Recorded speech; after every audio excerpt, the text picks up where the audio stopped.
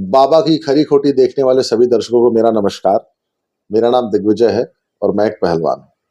और आज बाबा की खरी खोटी चैनल पे मेरे गेस्ट हैं स्वयं बाबा रामदास जी। राम बाबा राम जी आपको राम राम। राम राम जी, राम राम। बाबा जी मैं आज आपका होस्ट हूँ आपके ही चैनल पे। और कैसे हैं आप, ठीक ठाक? बहुत बढ़िया। बाबा जी हरियाणा का बोले इलेक्शन बोले बोले क्या कर रहे हो बाबा जी? बोलो भाई काचे काट रहे हैं। जी सा ले रहे हैं। नहीं बाबा जी ये तो मतलब पहलवानों को एक भगवान श्री हनुमान जी का आशीर्वाद है। क्या कर रहे हो रे? जी सा ले रहे हैं। स्वाद में स्वादान पड़े स्वादा पड़े। क्या करोगे, स्वाद लेंगे। तो पहलवानों के साथ एक बहुत बड़ा ये बेनिफिट है। क्या कर रहे थे? कुछ ना। क्या करोगे? कुछ ना। आगे आगे प्रोग्राम है कुछ ना, मतलब कुछ नहीं, मतलब ठीक है, बड़ा मौज में जी पड़े सा ले हैं। रहे हैं। हाँ जी से ले रहे। इसमें एक ना बोला भाई ये न्यू क्यों कर चाल लगा बाप? बोला भाई और कोई ऑप्शन ही नहीं है। बोले क्या कर रहे हैं भाई? एंजॉय कर रहे हैं। बोला वो कुछ और कर लो। बोला कोई ऑप्शन ही नहीं है, जिंदगी में एक ही ऑप्शन है, जी से ले रहे हैं। तो भाई जी से ले रहे हैं। ठीक है बाबा जी, आप तो जी से ले रहे हो, हाँ। पर मेरे कुछ साथी हरियाणा के मेरे जाट पहलवान मित्र बाबा जी बहुत डिप्रेशन का माहौल। अभी 5 दिन पहले की बात है। मैं और मेरे साथ एक और मित्र थे, वो भी जाट है, वो भी पहलवान है। तो हरियाणा की रिपोर्ट ये थी, माहौल ऐसा था कि मतलब एक बार चेक करना पड़ा, अरे जीवे है कि मर ली, अरे मर तो नहीं गया रहा वो। क्या हो गया? ये माहौल। पता है क्यों? फीलिंग घनी ले गए, दिल से लगा ली बात, माहौल को ज्यादा सीरियसली ले गए। मतलब मुझे तो अरे भाई उड्डा एक एक मेरा भी है, मेरे भी घने यार दोस्त हैं पहलवान। तो मैंने पूछी, अरे मैंने कहा तू सीएम बनेगा या उड्डा बनेगा?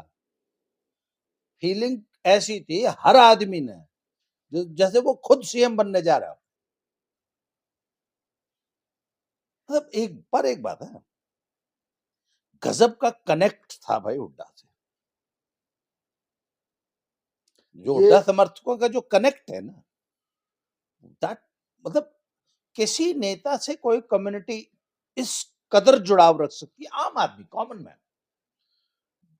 बाबा जी मुझे सिर्फ एक बात समझ नहीं आई पूरे इस एंगल में, कि हुड्डा समर्थक कांग्रेसी है और कांग्रेस के लिए ना ना ना चुनाव में ना, हार तो। हुड्डा समर्थक कांग्रेसी नहीं है, इस गलतफहमी में काट दियो। अच्छा, हुड्डा हुड्डा समर्थक समर्थक है। जाट है। हाँ मतलब मैं कांग्रेसी कांग्रेसी कुछ को ना, नहीं कांग्रेस जैसे कांग्रेस तो कल मरती आज मर जाओ, हाँ, इन कोई मतलब नहीं कांग्रेस का। इन्हें मतलब हुड्डा से। हुड्डा हुड्डा जो कि जाट है। ठीक है जी। अगर आज हुड्डा ब्राह्मण हो जाए ना, ओबीसी हो जाए, कुछ और हो जाए, 1 मिनट में हुड्डा लात मार देंगे। वह हुड्डा जो कि जाट है। ठीक है जी। अच्छा, अभिमन्यु, कैप्टन अभिमन्यु भी तो जाट होगा। ऐसे तो दुष्यंत भी जाट है। दुष्यंत भी। अब चौटाला भी जाट है, कोई मतलब नहीं हमारे ना ना ना, मारा नहीं लगता तू साला भी। जेपी दलाल साहब जेपी भी दलाल, कोई जितने भी थे ये, कोई मतलब नहीं, सिर्फ हुड्डा। क्यों?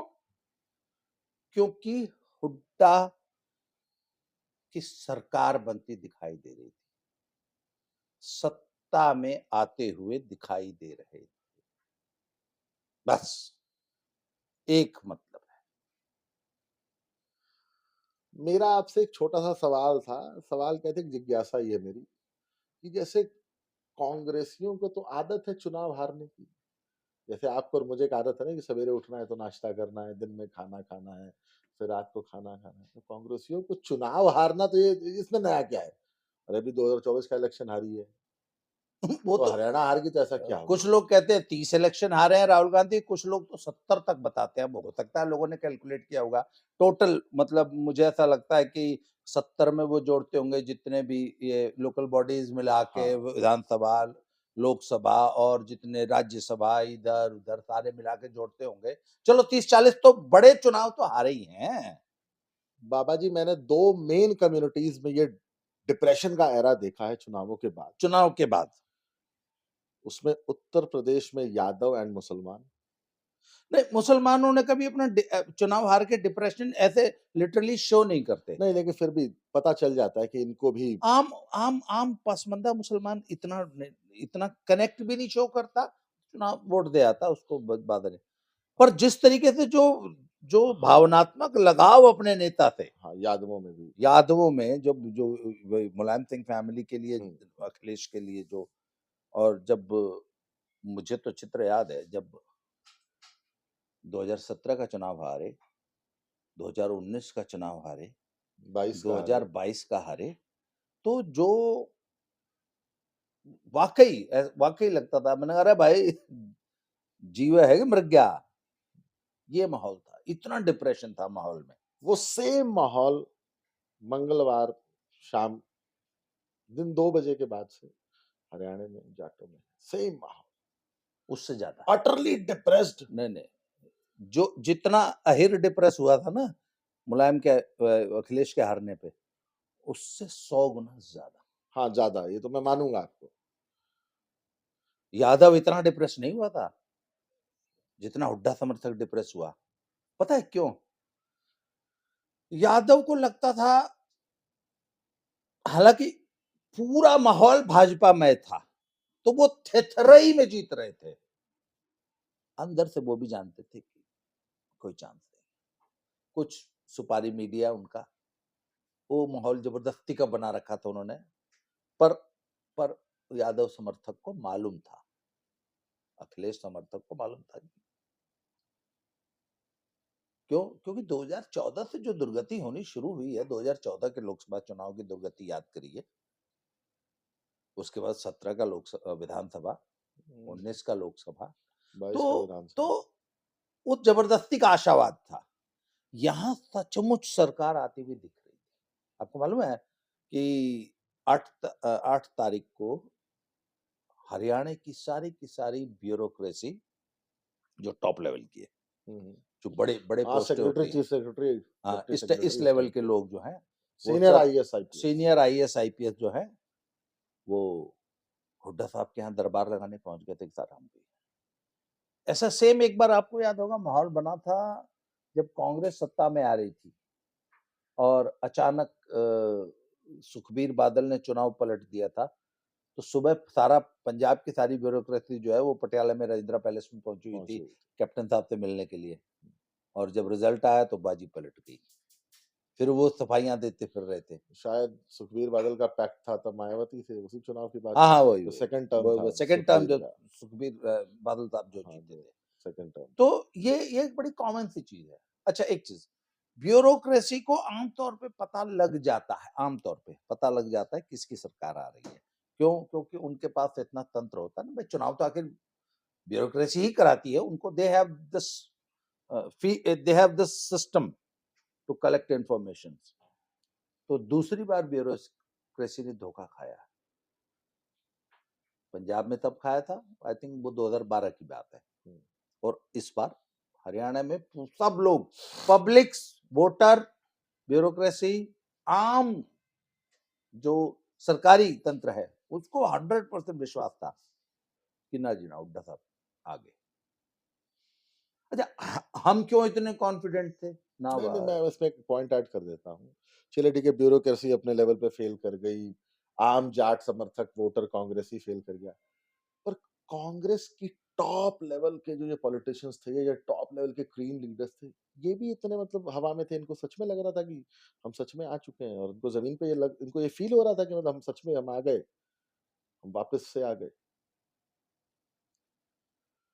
राहुल गांधी को तो हर चुनाव में लगता है कि वो जीत रहा है, उसकी बात नहीं करूंगा। जैसे मैं भूपेंद्र हुड्डा जैसे लीडर की बात कर रहा हूँ, जो सच में जो मतलब रोज सवेरे आदमी 8 बजे गाड़ी में निकल जाता है, उसका बेटा निकल जाता है, और उस टाइप के जो लोकल उसका जो एक सिस्टम है, क्या उनको भी लग रहा था कि वो मतलब आ गए, सत्ता उनके हाथ में आ चुकी है? मैं नहीं मानता उस चीज को, इतना फीलर्स मिल जाते हैं।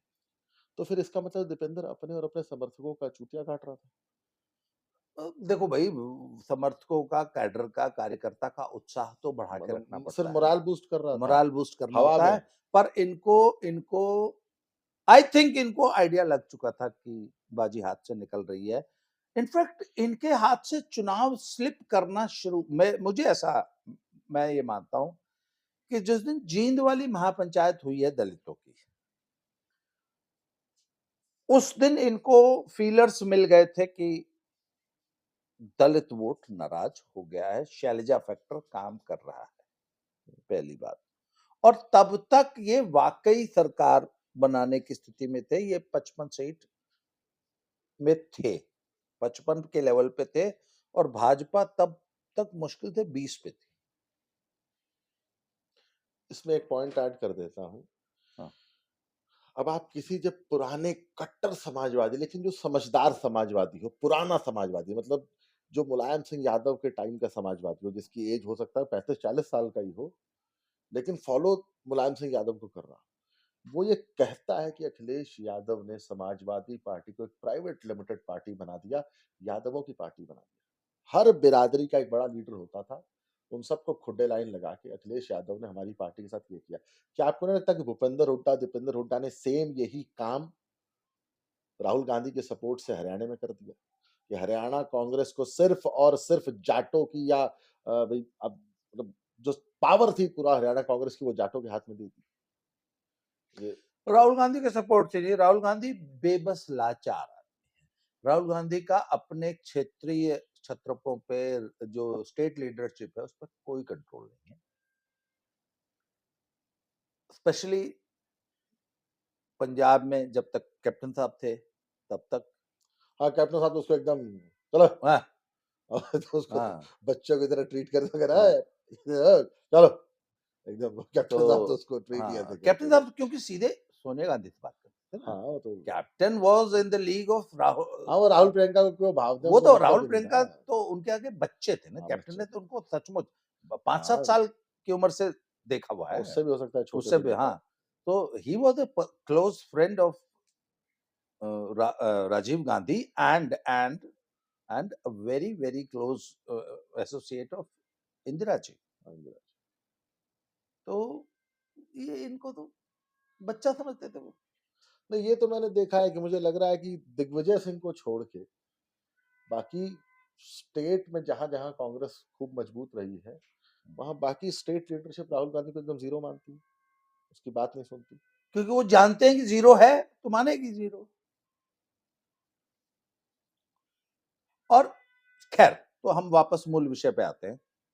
तो हुड्डा ने जो पार्टी पे कब्जा किया, उसमें ये जरूरी नहीं है कि राहुल की सहमति नहीं रही हो। राहुल लाचार थे, राहुल के पास कोई ऑप्शन नहीं था। क्यों? क्योंकि आज से 3 साल पहले बीजेपी ने एक शगुफा छोड़ना शुरू कर दिया था बीच में, और वो बार बार कहती थी, हुड्डा साहब मार दो आ जाओ, मार दो आ जाओ, मार दो आ जाओ। तो जब मैं बात करता था अपने फ्रेंड से हरियाणा में, तो कहता यार कांग्रेस तो खुद चाहती है वो चले जा, कांग्रेस तो खुद चाहती है ये चला हाँ, जाए, इससे पिंड छूट जाए, इससे भारी पिंड जान छोड़ छुड़ा जाए। दो इससे। पर भैया वो अकेले नहीं जाता ना, वो पूरा जाट वोट बैंक लेके चला जाता। अब समस्या ये थी ना कि बीजेपी अगर इसको ले भी लेती अपने काडर में, अपने में, तो देती क्या, किस वादे पे लेती? तो देखिए, सत्ता का सूखा बहुत बहुत भयावह होता है। जो बड़ा लीडर होता है वो अपने पर्सनल काम तो करा लेता है, क्योंकि बड़े लीडर्स एक दूसरे की इतनी सुनते हैं, और आम कार्यकर्ता के छोटे छोटे काम नहीं होते।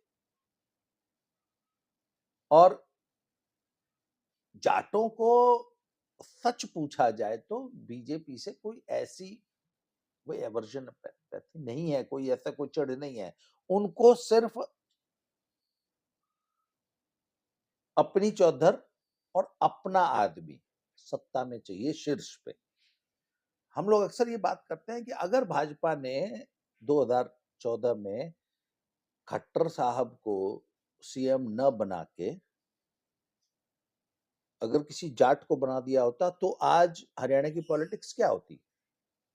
आज अगर उस वक्त किसी जाट को सीएम बनाया होता, तो आज पूरी की पूरी जो जाट कम्युनिटी है वो कट्टर भाजपा ही होती। पर अगर कोई समझदार पॉलिटिशियन होता, अगर कांग्रेस समझदारी करती, तो फिर बाकी 35 जात उसको वो कंसोलिडेट उधर कर चली देगी। जाती।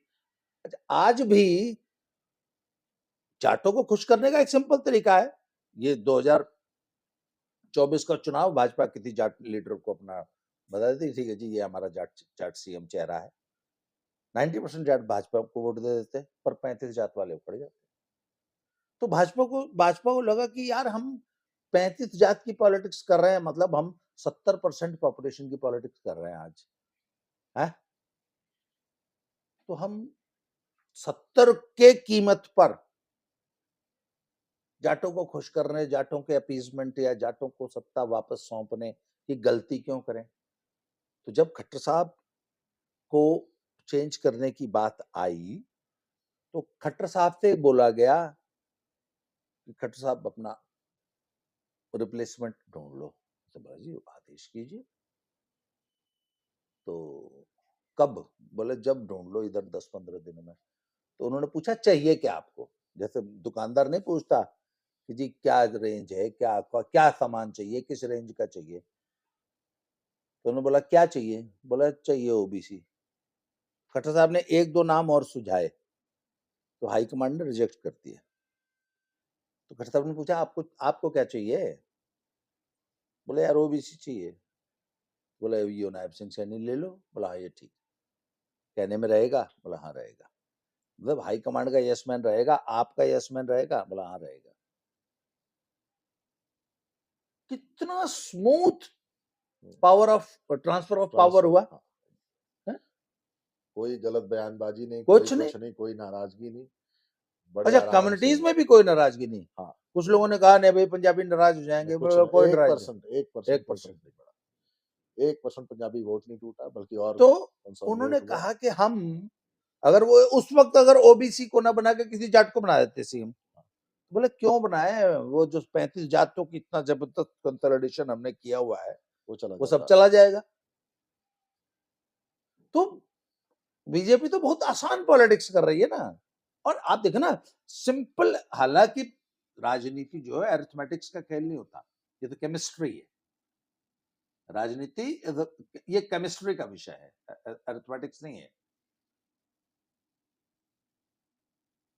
तो जब ये चुनाव जब शुरू हुए और जितना भीषण जाट कंसोलिडेशन हो रहा था, तो मैं पहले दिन से एक बात कह रहा था, भाई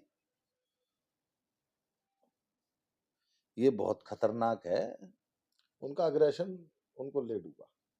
जो हुड्डा समर्थकों का जो जमीन पर जो एग्रेशन था, गुंडागर्दी थी, उसको अग्रेशन, उसको गुंडागर्दी कहना चाहिए। या अति उत्साह। आप अच्छा एक बात बताइए ना, आप एक आदमी, एक किसी भी एबीसीडी पार्टी का लीडर अगर मेरे गांव में आके प्रचार करना चाहे, तो मेरे लिए उसको अपने गांव में ना घुसने देना कितना बड़ा काम है। रोड पे एक 1 फुट चौड़ा गड्ढा ही तो बनाना नहीं है। नहीं, 4 लोगों से गाली तो दिलवानी है। हाँ, उसके उसका पोस्टर नहीं फाड़ कुछ दो, नहीं, ये कर एक दो। एक खाट बिछा उसके के उस माइक पे की, एक आदमी। अरे भाई उसके माइक की तार खोस लो, हाँ, उसका पोस्टर फाड़ दो, उसके लिए उल्टी सीधी बात कर दो, 4 लोगों से वीडियो और रिकॉर्डिंग हर करो। गांव में एक आधी बिरादरी तो भी पावरफुल थोड़ी सी होती है, तो वो तो हर किसी दिन गांव में कहे। ऐसा विरोध किसी भी नेता का कराया जा सकता है। जब ये लोकसभा में और ये हो रहा था तो मैंने कहा ये बहुत महंगा पड़ जाएगा इस प्रकार का विरोध। क्योंकि ये गुंडागर्दी में आएगा और तुम जितनी गुंडागर्दी करोगे। अच्छा, ऐसा सुनने में आया है कि बहुत जगहों पे बीजेपी ने ये विरोध प्रायोजित करवाया। अगर कोई नहीं भी आया तो बोला अपने ही लोगों ने बोला तब मैं पत्थर मार दियो। क्यों? बीजेपी हुड्डा समर्थकों को समाज में दबंग, गुंडा एस्टैब्लिश करना चाहती थी। और इस चुनाव अभियान की जो सबसे खूबसूरत बात रही, बीजेपी जानबूझ के पहले 1.5 महीना डिफेंसिव रही और बीजेपी ने जानबूझ के ये शो किया पब्लिक में कि जी मारा तो राज गया, अब ये आ रहे हैं सॉरी इन संभाल लियो तुम, अब यो आ गई। जैसे यूपी में आ रहे हैं अखिलेश को पब्लिक ने धमकी के तौर पे लिया है ना। नहीं, मुझे मुख्तार अंसारी के लड़के की वो जनसभा याद है हाँ हाँ कि हाँ। भैया से बात हो गई है ये जितने अधिकारी हैं कुछ दिन यहीं रहेंगे हाँ। और इनसे हिसाब किताब सेट होगा। ऑफिसर लॉबी को वो आदमी क्या मैसेज दे रहा था कि ठीक है अखिलेश यादव आ रहे हैं और ऑफिसर लॉबी नहीं, हमारे जैसे सोशल मीडिया इन्फ्लुएंसर्स को भी यही मैसेज यही मैसेज सबका नाम नोट कर रहे हैं, अखिलेश भाई। देख लेंगे। तो बीजेपी ने ये बड़ी खूबसूरती से समाज में एस्टैब्लिश की कि हुड्डा के गुंडों का राज आ रहा है, खर्ची पर्ची का राज वापस आ रहा है। तो समाज में क्या एस्टैब्लिश हुआ, जाटो राज तो फिर आ गया। खर्ची पर्ची पे आपको एक इंसिडेंट सुनाता हूँ, रेलवे से जुड़ा हुआ है। हाँ। यूपीए 1 का गठन हुआ, माननीय लालू प्रसाद यादव जी 2004। हाँ 2004 में रेल मिनिस्टर हुए। तो वो ममता बनर्जी वाला रेल मांगा था, नहीं मांगा था तो नहीं मिलेगा ये प्रकरण भी है उसमें। तो लालू प्रसाद यादव रेल मंत्री हुए। उन दिनों शायद राबड़ी देवी की सरकार थी बिहार में। 2000 तो हाँ 2005 तक थे राबड़ी देवी। तो उन दिनों एक मंत्री हुआ करते थे और पहलवान थे। हाँ, बिहार के और बड़े मंत्री जी, पहलवान जी। दबंग कानून एक बात है, नहीं लिटरली पहलवान थे और पहलवान थे। हाँ, और जैसे बाला शिव बच्चन पहलवान का जो हाँ, एकदम नहीं, आज भी पहलवान जी की जो देखिए तो फिटनेस हाँ, और जो भगवान ने जो शरीर दिया है, मतलब लंबा एकदम ऐसा लगता था तराशा मछली। आज भी मैं तो कुछ दिन पहले मिला था, मिले थे तो बड़े प्यार से। वैसा शरीर भगवान बहुत कम लोगों ने। वो उन दिनों बिल्ले पहलवान का ना, बिल्ले पहलवान की क्या खूबसूरती क्या थी, शरीर इतना सुंदर बनाया था भगवान ने। तो उन पहलवान जी का, नेताजी का ये तो बड़ी खासियत है। वो वहां उन दिनों बेडॉल सुल नहीं, एकदम फिट, आज भी वैसे ही फिट है, एकदम लगता है बोतल वाला। बॉडी फैट आज भी 12-13 है। तो वो उन दिनों मंत्री होते थे। तो वो पहुंचे सीधे लालू जी के यहाँ दिल्ली और 3 लोगों का नाम दिया। 3 पहलवानों का अपने मित्रों का, कि जो उन दिनों बेरोजगार रह गए थे और उम्र धीरे धीरे बीत रही थी, अब नौकरी लगना मुश्किल था। कि जिन 3 लोगों को, तो रेलवे से पहले बहुत सारे कोटा होते थे ना, जीएम कोटा, ये कोटा, स्पोर्ट रेल मिनिस्ट्री। अरे वो रेलवे कैसे नौकरी बांटती थी इसका किस्सा मैं भी बताऊंगा। उसके बाद पहुंचे सीधे बनारस में सो कॉल्ड जनरल मैनेजर के पास पहुंचे और तीनों को बुलाया। सीधे दिल्ली से फोन आया कि इन तीनों को अपॉइंट करो। अपॉइंटमेंट में जो फॉर्मेलिटी मेडिकल या आवा करा के उनको अपॉइंट करा। अब वो तीनों अपॉइंट हुए तो बनारस में हल्ला हुआ, पूर्वांचल में, अरे फलाने ने फलाने को भर्ती करा दिया। और उन कैंडिडेट्स को कराया था जिनकी उम्र जा चुकी थी, जो सेमी रिटायर्ड थे, मतलब रिटायर्ड सेमी रिटायर्ड नहीं, जो रिटायर हो चुके भी कई साल हो गए थे, मतलब +35 वाले। भाई नौकरी की एज होती है ना 22, 23, 24, 25, 26, 27, 28 तक ना लगे तो फिर आदमी परेशान होता है। +35 वाले 3 भर्ती करा। फिर उस जमाने में 2004-5 अहिरों में हुआ हल्ला, फलाने नौकरी लगवाओ, लालू जी से सीधे सेटिंग है भाई, क्योंकि 3 नौकरियां हाँ, लगी 3 नौकरियां लगी और थी, बिना पैसों में लगी थी, तो एकदम हल्ला था। हाँ। ऐसा सुनने में आता है कि उस 2004 और 5 में कुछ लोग कहते हैं, पुराने पहलवान बताते हैं कि 100, 125, 150, और कुछ लोग उस संख्या को 300 बताते हैं। 300 लड़कों और उनके परिवारों से पैसा इकट्ठा हुआ। 1.5 से 3 लाख का रेट था, जिसकी जैसी परफॉर्मेंस। अच्छा, नेशनल मेडलिस्ट है, क्लास 3 में नौकरी चाहिए, 3 लाख। ग्रुप डी में चाहिए, अच्छा ठीक ठाक लड़का है, जानकार है, 2 लाख दे दो। फिर से 1.5 लाख, 2 से 3 लाख रुपया हर कैंडिडेट से बटोर लिया गया। उस वक्त 5 करोड़ रुपए के आसपास बटोरा 2004-5 में 5 करोड़ रुपए। और फिर एक को भर्ती हुई नहीं थी उसके बाद, वो आखिरी भर्ती थी। और उसमें एक आदमी तो मैं पर्सनली अच्छे से जानता हूँ, आजकल गोरखपुर रेलवे हम लोग से सीनियर थे। सिर्फ उस आदमी का पैसा वापस हुआ 3 लाख। उनका पैसा वापस कर दिए थे, क्योंकि उनके लिए सिफारिश किए थे, उन दिनों सांसद थे आजमगढ़ से रमाकांत यादव। हाँ। रमाकांत यादव खुद फोन किए थे, कह रहे भाई अच्छा, ये जो 5 करोड़ रुपया था सिर्फ यादव जी लोग का लूटा गया था। हाँ, 90% पैसा, नहीं 99%, 99% पैसा यादव जी। तो खर्ची पर्ची का ये किस्सा तो एकदम ये सत्य किस्सा है, कोई जाके पता कर ले बनारस में, इसमें क्या है? आप किसी बड़े पुराने खलीफे के तो पास हुड्डा पहुंच जाइए। हुड्डा का जो तंत्र है खर्ची पर्ची का, वो यही तो है।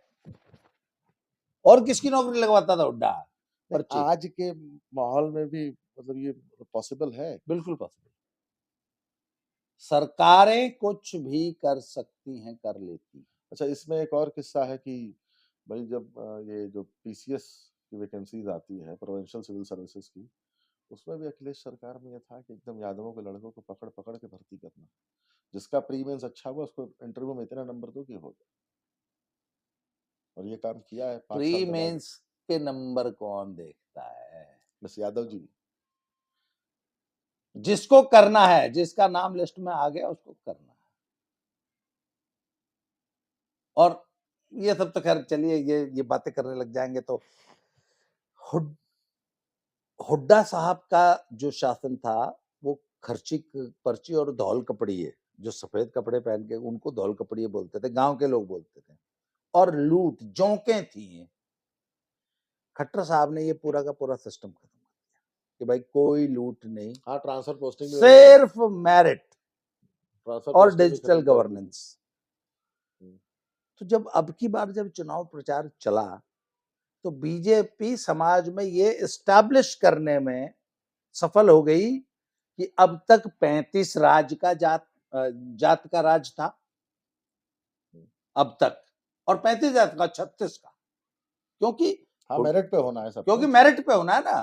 तो मेरिट का सबसे बड़ा फायदा, मेरिट में भी जाट ही सबसे आगे रहते हैं, क्योंकि संपन्न कौम है ना, पढ़ी लिखी है, they can afford good education. तो उनके बच्चे सबसे ज्यादा सिलेक्ट हो रहे थे, पर मेरिट पे हो रहे थे, तो किसी को कोई ऑब्जेक्शन नहीं था। बीजेपी लीडरशिप प्रचार तंत्र ये एस्टैब्लिश करने में कामयाब रही कि भाई 35 जात का या टैलेंट का राज अब गया, अब तो जी खर्ची पर्ची और धौल कपड़ियों का और हुड्डा के गुंडों का राज आ गया। उसके बाद जब शैलजा की नाराजगी की खबरें चलने लग गई, जब भाजपा ने किस दिन से रिकवर करना शुरू किया, पहले सचमुच भाजपा 15-20 सीट पे थी और हुड्डा साहब वाकई 60 पे थे कांग्रेस। जिस दिन खट्टर साहब का ये बयान आया ना कि शैलजा का स्वागत है भाजपा में, वो एक सीरियस बयान था और भाजपा ने देख लिया कि अब लोहा गर्म है, अब मार दो हथौड़ा।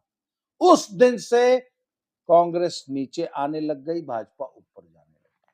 चुनाव से 4 या 5 दिन पहले मुझे अच्छी तरह याद है, मैंने एक वीडियो बनाई थी कि आज की तारीख में 5 दिन पहले 1 अक्टूबर के आसपास, अभी 4 दिन बाकी थे प्रचार के, मैंने कहा था कि भाई आज दोनों पार्टियां 35-35 पे खड़ी हैं। अब यहां से कोई एक पार्टी 45 पे जाएगी और दूसरी पार्टी नीचे आएगी। वो नीचे कहां तक नीचे आती है ये क्योंकि तब तक हम ये, अच्छा मेरा आकलन था कि भाई निर्दलीय जो इस बार सिर्फ 3 जीते हैं, हम ये मान के चल रहे थे कि इस बार कम से कम तो निर्दलीय 10 जीतेंगे। और मेरा ये मानना था कि इनेलो मरती मरती भी कुछ भी नहीं करेगी तो कम से कम 5-6 सीट इनेलो की और कम से कम 1 या 2 जजपा की हम मान के चल रहे थे। और जाट कंसोलिडेशन इतना भीषण था कि सारे तो निर्दलीय हरवा दिए। 1 मिनट, तो कम से कम 3 निर्दलीय जीतते हैं ना, ये 9 जीतने थे, तो 6 निर्दलीय, कम 2 इनेलो जीती है, कम से कम 6 इनेलो जीतनी चाहिए थी, तो 6 निर्दलीय, 4 इनेलो 10, 2 जजपा 12, ये 12 सीट जो है इसका फायदा हुआ है कांग्रेस को। अगर इनेलो, जजपा और निर्दलीयों ने जो ऐतिहासिक जो उनकी परफॉर्मेंस है, अगर उस हिसाब से परफॉर्म किया होता तो कांग्रेस रहती 25 पे, वोट शेयर बढ़ जाता कांग्रेस। हाँ, वोट शेयर बढ़ जाता, वोट बढ़ जाती और भाजपा जाती 55 के आसपास। पर इतना जबरदस्त जाट कंसोलिडेशन हुआ है कि अभय चौटाला, दुष्यंत चौटाला अपने सीट पे 5वें नंबर पे। अभय चौटाला अपनी सीट हार गए एलनाबाद। इसके अलावा जितने जाट लीडर्स थे बड़े, चाहे वो बीजेपी में हो, चाहे वो किसी पार्टी में हो, वो हार गए।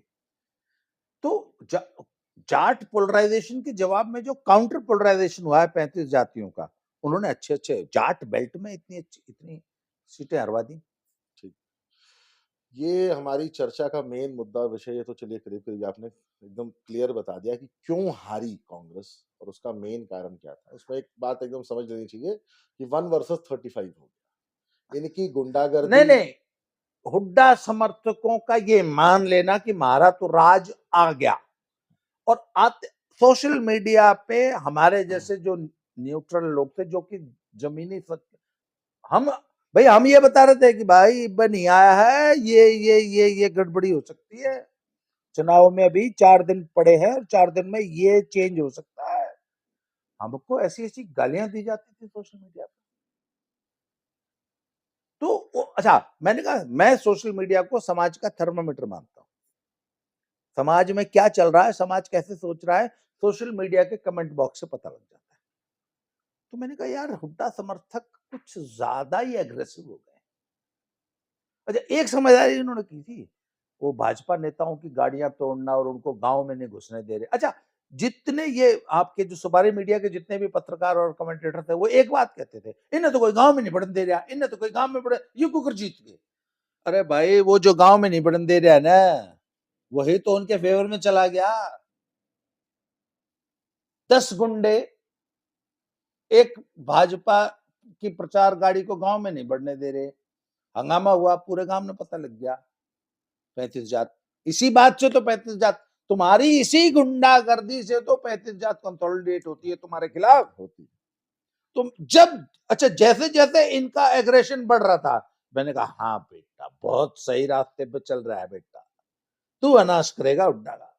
मैंने कहा ये जितने हुड्डा के उग्रवादी समर्थक, उग्रवादी मतलब जो उग्र स्वभाव के, है ना,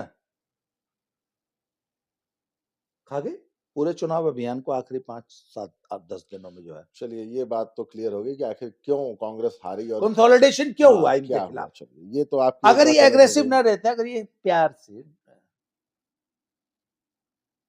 कि नहीं भाई कांटे की लड़ाई है, नहीं नहीं हार भी इसका है, बड़ा मुश्किल है चुनाव, नो नो नो, अगर कांग्रेस ने ये इंप्रेशन पहले दिन से दिया होता कि नहीं, नेक टू नेक फाइट है जी, हार भी सकते हैं, नहीं भी आएगी सरकार, तो उतना कंसोलिडेशन नहीं होता इनके खिलाफ। ठीक, ये हम एक पॉइंट खत्म करते हैं, एक और पॉइंट पे बात करेंगे, बड़ा इंपॉर्टेंट पॉइंट है। 15 साल तक लगातार अब जाट या हुड्डा समर्थक या कांग्रेस सब सत्ता से बाहर। जाटों के बड़े लीडर या बड़ी फैमिलीज कहिए, तो बंसीलाल जी की फैमिली भाजपा वो में आज आगे, भाजपा में, उनकी पोती श्रुति चौधरी आ गई। उसका भी एक किस्सा बताता हूँ। मैंने 8th पास की थी और 9th में मैंने 12th पास की थी और फर्स्ट ईयर में एडमिशन ले लिया गवर्नमेंट कॉलेज भिवानी में। 9 का चुनाव था और यही अजय चौटाला वर्सेस श्रुति चौधरी था। अजय चौटाला ने जो पद यात्रा निकाली थी, निकाली थी और 30-35 किलो 25-30 वजन किलो कम हो वजन गया घट था। गया था। हाँ, घट हाँ, गया। हाँ। आप यकीन नहीं मानेंगे, तो श्रुति चौधरी हर गांव में एंटर नहीं करती थी, कहीं कहीं मेन रूट से निकलती थी। पूरे गांव की औरतें खड़ी होती थी रोड पे बस ये सिर्फ देखने के देखने लिए के लिए। कि श्रुति चौधरी कितनी सुतरी है। अरे गढ़ा मतलब गढ़ा रोड़ा है, गणिया सुतरी है बंसीलाल की, गणिया सुतरी, अमेरिका से पटकारी। और ऐसा हराया था श्रुति चौधरी ने अजय चौटाला को। अजय चौटाला सारी जिंदगी याद रखे। बंसीलाल की फैमिली आज बीजेपी में आ गई, तो जाट उनसे वैसे ही नाराज है। नहीं नहीं, उनके इलाके का जाट तो उनके साथ है। तो पता ओवरऑल नहीं जी। ओवरऑल की बात छोड़ दो, उनके इलाके का जहां उनका होल्ड है, भिवानी क्षेत्र में, सर भिवानी चरखी सर दादरी, छोटू राम के बेटे और पोता, वो दोनों भी भाजपा में चौधरी आए वीरेंद्र चले सिंह गए। और विजेंद्र सिंह विजेंद्र सिंह अहमद आए और चले गए, आए चले गए, हार गए। हार गए। अजय चौटाला और उनके फादर का तो चलिए बात ही नहीं करनी चाहिए। उनका बेटा है दुष्यंत और दिग्विजय शायद। दिग्विजय हाँ, दिग्विजय और दुष्यंत। इनकी पॉलिटिक्स भी खत्म। अपने सीट पे 5वें नंबर पे आए हैं जमानत जब्त हो गई। 7,950 वोट। हाँ। सेम हाल हुआ अभय चौटाला का, मतलब इनेलो भी खत्म। एलनाबाद की पारंपरिक सीट से चुनाव हार गए। तो अब आपको क्या लगता है, कैप्टन अभिमन्यु जैसे भी 2 इलेक्शन लगातार हार चुके हैं, हाँ। चाहे बीजेपी में है नहीं है, और वैसे तो उनसे वैसे भी जाट उनसे खार खाए रहता है। नहीं, वो जाट तो उनको जाट मानता ही नहीं। हाँ। उनके तो उन्होंने उनका स्कूल स्कूल और फूक दिया था। उनकी स्कूल, उनकी संपत्तियां चुन चुन के आग लगाई गई हाँ, लगाई गई थी जाट आंदोलन, जाट मुझे याद है। आंदोलन 2016। तो अब आप आज से अगले 5 साल में और उसके बाद आने वाले 2029 के इलेक्शन में जाट पॉलिटिक्स को कहां देखते हैं? जाट नया घर ढूंढ लेगा या अभी भी जाट दीपेंद्र हुड्डा, भूपेंद्र हुड्डा तो अब उम्र भी हो गई है खासी, तो क्या दीपेंद्र हुड्डा और कांग्रेस के पीछे लग के अभी 5 साल और वेट करेगा? जो कि मैंने देखा था एकदम, वो अमेरिका का डिप्रेशन era आपको याद है? इस डिप्रेशन के सामने वो जीरो। मतलब गालियां दे रहे थे, गालियां। अच्छा, गालियां किसको दे रहे थे? कांग्रेस को और जाट भूपेंद्र हुड्डा, दीपेंद्र। बिकॉज उनको पता क्या लगता है कि दे फेल्ड अस। हाँ, कि हमने सब कुछ अपना नहीं, हमारे फोन पे झगड़े होते थे, शर्तें 5-5 लाख की है। ये because they were so confident. उनका वो नहीं, जो उनका एक कॉन्फिडेंस था ना, एंटी इनकम्बेंसी 10 साल।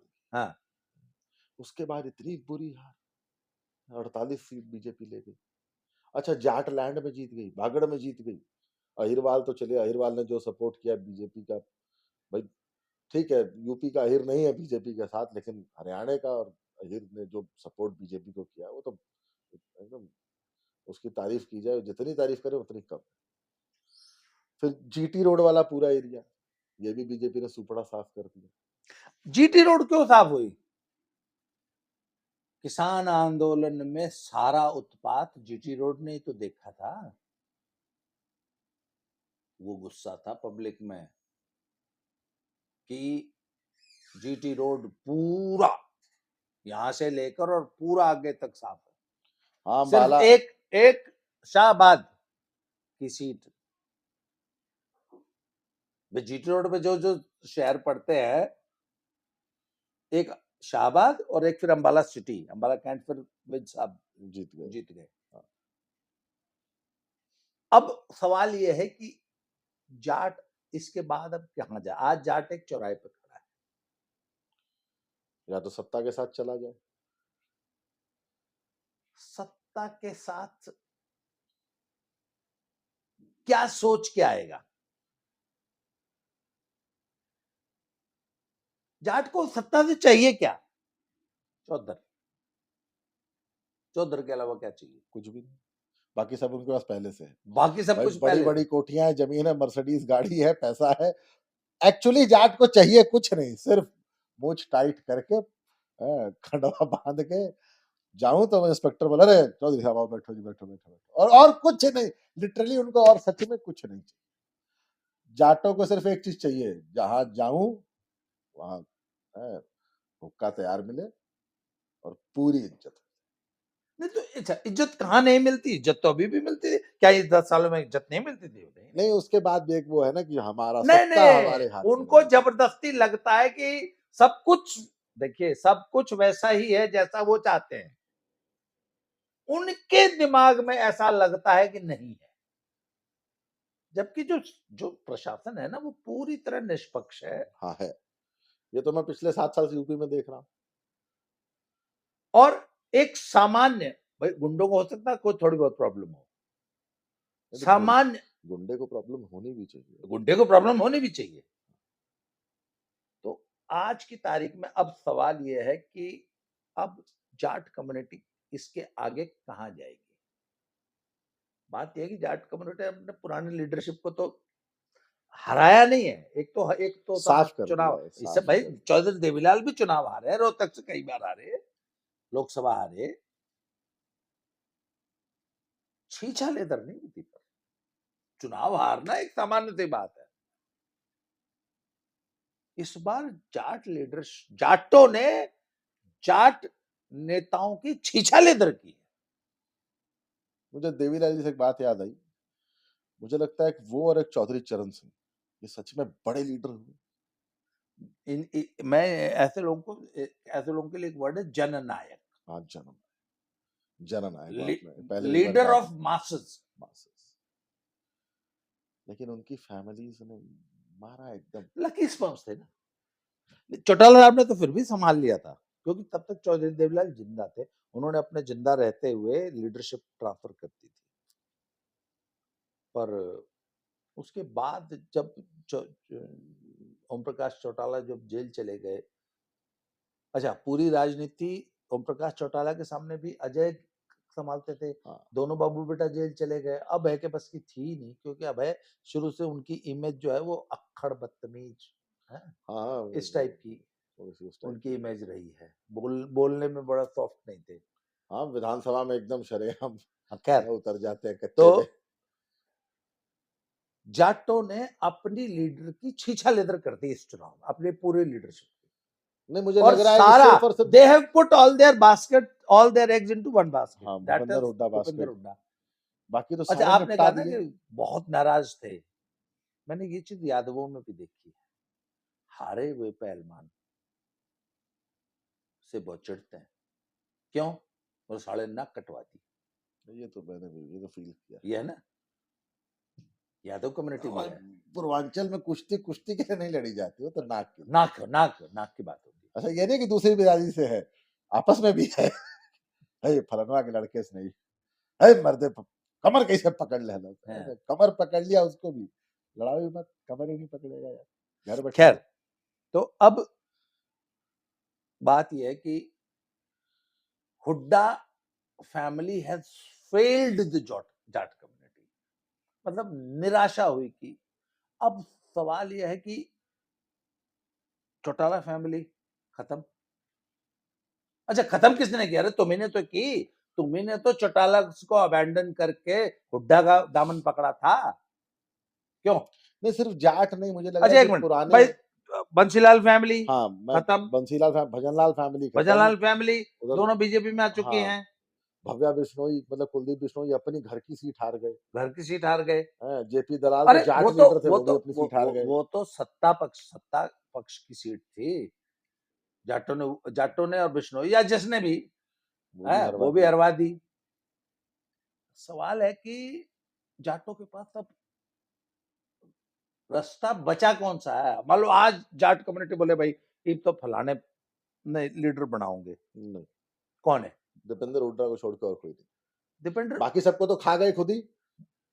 दीपेंद्र हुड्डा के पास कांग्रेस की लीडरशिप रहेगी। सबसे बड़ी बात तो now is the time to change leadership in Haryana Congress के सामने। ठीक, कांग्रेस ने अगर लीडरशिप, अच्छा अब तो 4.5 साल तो वैसे ही ठंड रहनी है? अब बीजेपी में अगर आती है जाट लीडरशिप, तो बीजेपी सबसे पहले यह तौलेगी कि इनके आने से 35 जातियों का क्या रिएक्शन है। अच्छा, ये क्या बन के आएंगे? ये अपने उसी एग्रेशन के साथ आएंगे या एक, अच्छा ये मैं तो कहता हूं कि ये जाट बन के बीजेपी में आएंगे या हिंदू सनातनी बन के बीजेपी में आएंगे। अगर तो ये अपनी हिंदू और सनातनी वाली इमेज लेके आते हैं,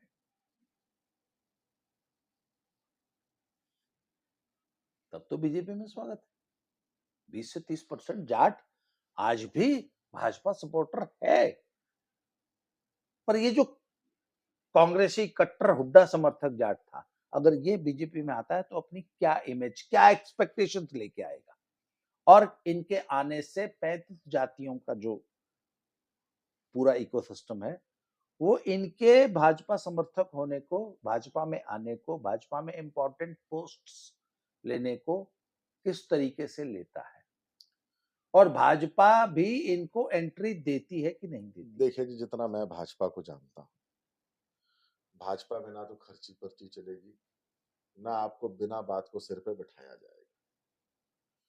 तो यहाँ तो एक सिंपल सपोर्टर, एक सिंपल सनातनी, शांत स्वभाव, अपना काम धंधा करो, 2 पैसे कमाओ। अगर तो उस मेंटालिटी से आओगे तो बीजेपी आपको एकदम खुले दिल से एक्सेप्ट करेगी। बाकी तुम यहाँ आओ कि मैं ये करूंगा, वो करूंगा, ये काम करा लूंगा, वो काम करा लूंगा, 200 नौकरियां लगवा दूंगा, मैं तो जी बड़ा लीडर हूँ, मैं तो 3 बार का विधायक रहा हूँ कांग्रेस से, तो फिर यहाँ आपको मतलब आप वेलकम कभी आपका हो ही नहीं सकता। एक चीज और है ना भाई, कांग्रेस हाईकमान या तो हुड्डा के हाथ से कमांड लेके या तो सुरजेवाला को दे दे, जो कि राहुल के चहेते हैं, या राहुल गांधी के चाटुकार हैं, चमचे हैं। जो भी है, या शैलजा को दे दे। दोनों ही स्थिति में जाट भाग जाएगा। नहीं, कुमारी शैलजा को दिया तो जाट भाग जाएगा। कुमारी शैलजा को अगर लीडरशिप दी तो जाट भाग जाएगा। सुरजेवाला में वो गट्स नहीं है कि दीपेंद्र का विरोध कर सके हरियाणा में। रणदीप सिंह सुरजेवाला तो बीजेपी तो इस स्थिति को एंजॉय कर रही है। हाँ? वो हेडले देखिए, आज जाट लीडरशिप जो है हरियाणा में, they have become a headless chicken. भाई Hooda has failed now they, और बाकी लीडरशिप को आपने खुद खत्म कर दिया, तो आज लीडरशिप नाम की चीज नहीं बची। उसमें एक प्रॉब्लम पता है क्या है कि अब जो अगला नेक्स्ट इलेक्शन है ना, उसमें अभी 4 साढ़े 4 साल बाकी। भाई वो चाहे 2024 का लोकसभा हो, चाहे 24 का विधानसभा हो, जनवरी 2029 से पहले तो कोई हुआ होनी नहीं है ना, बिल्कुल नहीं। तो अगले 4.25 साल अभी तो एकदम अब शांत बैठना नाउ है। Is the time to reorganise themselves. अगर हुड्डा सॉरी चौटाला फैमिली अभी भी अपने परिवार के सारे मतभेद भुला के रीयूनाइट होते हैं और जाट समाज में अपनी गलतियों को स्वीकार करते हैं। अच्छा एक मिनट, इनेलो को क्यों रिजेक्ट किया? क्यों उनको लगा कि यार वोट मत बांटो, हुड्डा को एक बार आने दो, इस आस में उन्होंने इनेलो से हाँ वोट वो नहीं तो दिया। वो अलग जज बात बात है, नाराजगी थी। अगर मतलब रियल जेन्युइन माफी मांगता है चौटाला परिवार, हम अपनी गलतियों के लिए सॉरी फील करते हैं, तो जाट वापस इनेलो और इनेलो जजपा यूनाइट होती है। अब बात यह है कि उसमें अभय के हाथ में जो भी कमांड है वो वापस अजय को मिलती है कि नहीं मिलती है, क्या है कैसे, वो सारा कुछ देखना पड़ेगा। पर अगर इनेलो वापस रीऑर्गेनाइज करती है खुद को तो जाट कैन रिटर्न टू बहुत मुश्किल है, इनेलो। बहुत मुश्किल, बहुत ज्यादा। बढ़ जाएंगे और भाजपा के लिए तो ये अच्छी स्थिति है ना कि बटे रहें। अच्छा, आज अगर जाट कंसोलिडेशन न हुआ होता और इनेलो को भी वोट मिले होते कांग्रेस का वोट कटा होता तो कांग्रेस आज 2-4-5 सीट और कांग्रेस नीचे 15 सीट पे होती, हाँ और भाजपा 60 पे होती। तो जाट वोटर और जाट लीडरशिप के सामने अब ये यक्ष प्रश्न है कि अगले 4 साल में वो कैसे खुद को रीऑर्गेनाइज करते हैं और एज ए पॉलिटिकल फोर्स कैसे खुद को हरियाणा में रीएस्टैब्लिश करते हैं। अभी तो जो ड्रबिंग हुई है और अभी जो निराशा का भाव है वो अभी अगले 2-4-6 महीने चलेगा। उसके बाद लेट अस सी कि अब डिपेंड करता है कांग्रेस हाईकमांड के ऊपर कि वो हुड्डा को कैसे ट्रीट करते हैं। हुड्डा साहब क्या करते हैं, हुड्डा साहब कैसे मतलब अखाड़े में पिटा हुआ पहलवान कितनी देर में ठीक हो जाए मेंटली। नहीं, ये तो हम लोग बजरंग के लिए कहते हैं ना भाई, अब बड़ा कंपटीशन जो पहला है भाई, इस साल तो नॉन ओलंपिक कैटेगरी में भाई जाना था वर्ल्ड चैंपियनशिप, तो नहीं गया। चुनाव में दिनेश के बहुत ज्यादा बिजी था। अब अगला बड़ा कंपटीशन आएगा, सीनियर नेशनल्स होनी नहीं क्योंकि तुम होने देते नहीं हो, कैंप कोई लगना नहीं है। इंटरनेशनल तो होगी, ये जाएंगे नहीं ना, ये नहीं जाएंगे वो भाई। अब ये क्या करना जाए, अब तो नेताजी हो गए। अब ये तो जाएंगे नहीं। अब ये कम से कम अगले 1 साल वेट करे पहले किसी बड़े कंपटीशन के ट्रायल्स के लिए। तो इसके लिए सबसे बड़ा कंपटीशन क्या है, एशिया चैंपियनशिप या सीनियर की वर्ल्ड चैंपियनशिप। जूते टंग लिए। नहीं अभी नहीं, अभी करता है ना, ऐसा नहीं। जो क्या करना है, करता अरे नहीं नहीं अरे हो जाएगा तगड़ा, ऐसा कुछ नहीं। लेकिन मुझे ये लगता है कि अगला 4.5 साल जाटों का छोटा लीडर हो चाहे बड़ा leader, the struggle period is going to be very very long. हाँ 4 साल भारतीय राजनीति में 4 साल एक बहुत लंबा पीरियड। जैसे हम जैसे क्या मजे लेते हैं, ओ जाने इब तो पूरा 24 पढ़िया है, पूरा 25 पढ़िया है, 26 27 28, भाई 25 26 27 तो पूरा पड़ा है 4 महीने। 29 में भी अक्टूबर में होंगे हाँ नहीं चुनाव। नहीं मैं कहा अगर हम ना ना 29 में तो मोदी दिन बजा बजा मारेंगे, मगर तो तुम 14 में भी कह रहे थे, 19 में भी कहे, फिर 24 में भी कहे। तो मैंने कहा 29 में अभी भी, मगर 29 के एमपी के इलेक्शंस में भी अभी 4 साल, 4.5 साल भाई पड़े 4 साल ये, 3 महीने उधर 4 महीने उधर, 4 साल 7 महीने। तो मैंने कहा 4 साल 7 महीने मजे लो, ठंड रख उसके बाद जी देखिए। कच्चे काट। हाँ तो मुझे लगता है इसी के साथ हमें ये चर्चा समाप्त करनी चाहिए, बड़ी लंबी हो गई 50 मिनट के करीब। तो बहुत ही जल्द अगले किसी टॉपिक में आपसे मिलते हैं बाबा जी, बहुत धन्यवाद आपका। थैंक यू, धन्यवाद।